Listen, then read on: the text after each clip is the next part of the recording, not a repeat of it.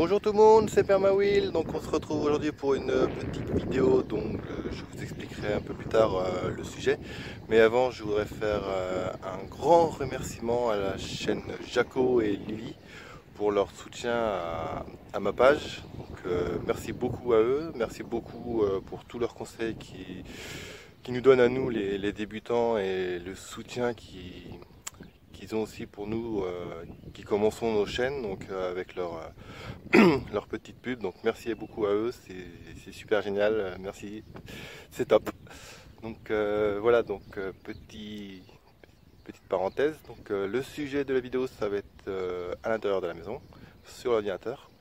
Je vais vous montrer un peu comment je m'organise sur l'ordinateur entre le suivi des semis, les différents tableaux, comment j'organise l'année au potager, et voilà et tout. Donc on verra ça sur l'ordinateur. Donc place à l'intro. Donc n'hésitez pas à me donner votre avis d'ailleurs sur mon intro.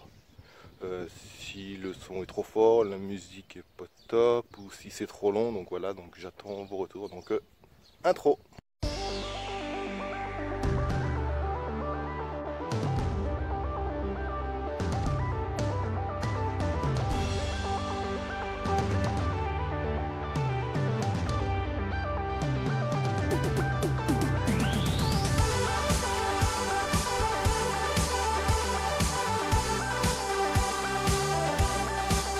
Donc voilà, donc on se retrouve sur l'ordinateur. Donc je vais vous commencer par vous montrer à peu près mon calendrier des semis et plantations. Donc sur l'idée de Olivier, du potager d'Olivier qui utilise ce procédé. Donc je m'en suis inspiré et donc j'ai fait le mien. Donc moi je le fais en live.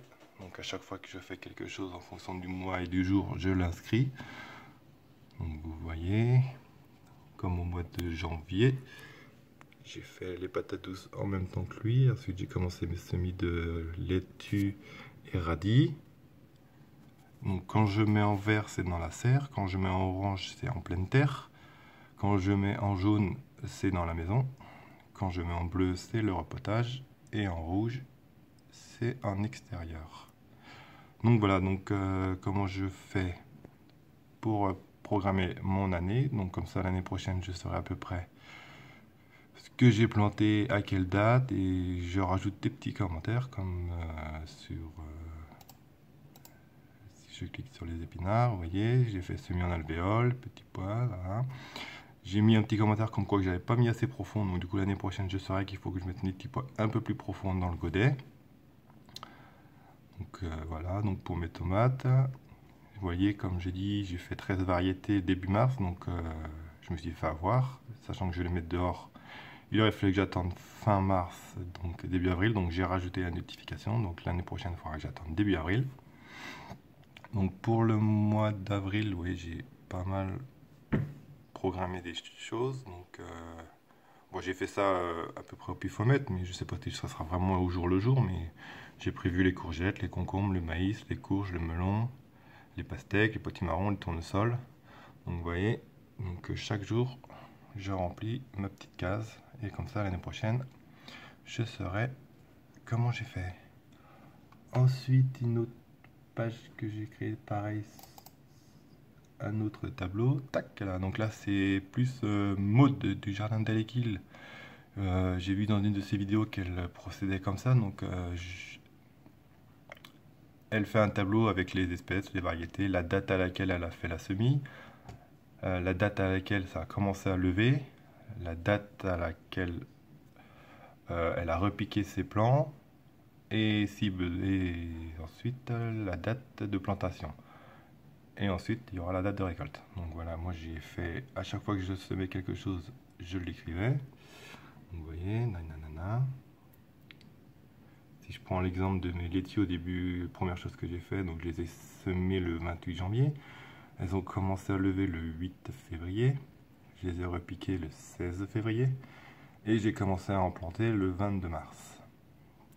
Donc vous voyez, d'ailleurs j'ai pas fait mes tomates. J'ai pas rempli la case de repiquage que j'ai fait sur les dernières vidéos.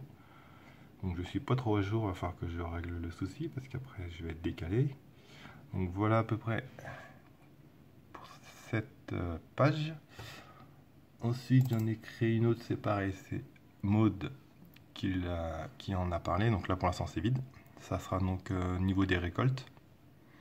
Donc j'aurai les variétés, l'espèce, la date à laquelle j'ai récolté et le poids en récolte. Donc comme ça, j'espère qu'à la fin de la saison, j'aurai un poids total de toutes mes récoltes. Donc je saurai combien que j'ai produit de kilos de légumes au potager.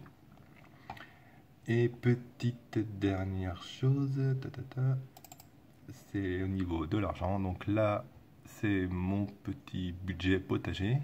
Donc toutes mes dépenses à chaque fois que j'achète quelque chose, je l'inscris. Donc c'est pas des grosses sommes, mais bon, quand on fait le calcul, je suis déjà à 280 € depuis que je me suis lancé. Mais bon, c'est la première année, j'ai toutes les graines qu'il a fallu acheter.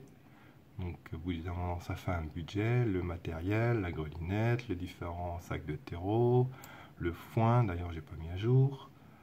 Donc voilà, tout ça, ça fait du budget. Mais bon, déjà toutes les graines l'année prochaine, j'ai plus besoin de les acheter. La grelinette, j'ai plus besoin d'acheter. Il y aura juste la paille, mais je pense que je vais essayer de changer le truc et aller chercher des feuilles en forêt.